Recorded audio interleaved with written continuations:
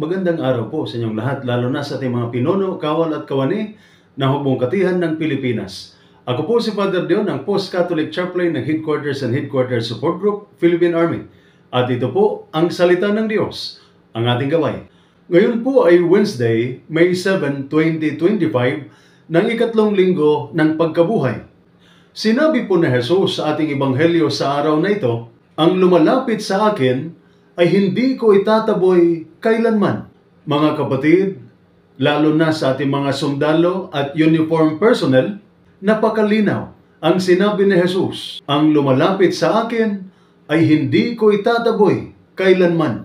Ibig sabihin, kahit anong pinagdadaanan mo, kahit gaano kalalim ang iyong sugat o pagkukulang, handa ka pa rin tanggapin ng Diyos. Marami sa atin, lalo na sa serbisyo, ay tahimik na humaharap sa guilt, takot o pagsisisi. May mga sundalong matapang sa labas, ngunit basag sa loob. May galit, may trauma, o may lihim na hindi mailabas. May iba na iniisip, hindi na siguro ako karapat-dapat sa Diyos.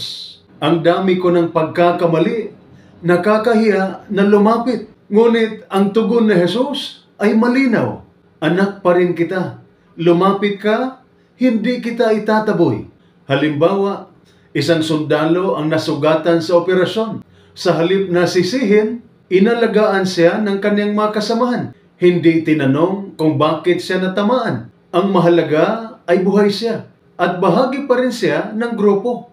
Ganyan si Jesus. Hindi siya nagsusukat ng pagkatao batay sa pagkadapa mo. Tinitingnan niya ang puso mo. At kahit may sugat ka, pinagagaling ka niya. Hindi isinusuko. Sa mundong madalas naghuhusga, nagpapalayas, at naglalagay ng label, ang Diyos ay tumatanggap, umiintindi, at nagpapagaling. Kung ang mundo ay parang courtroom, ang Diyos ay tahanan.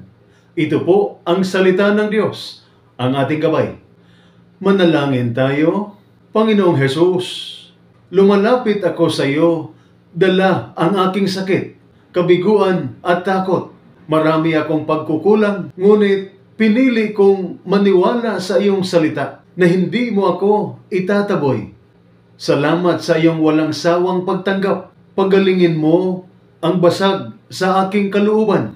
Bigyan mo ako ng lakas na lumapit sa iyo araw-araw, buo man o basag. Amen. At sumainyo at sa inyong pamilya ang pagpapala ng makapangyarihang Diyos, Ama, Anak at Espiritu Santo. Amen.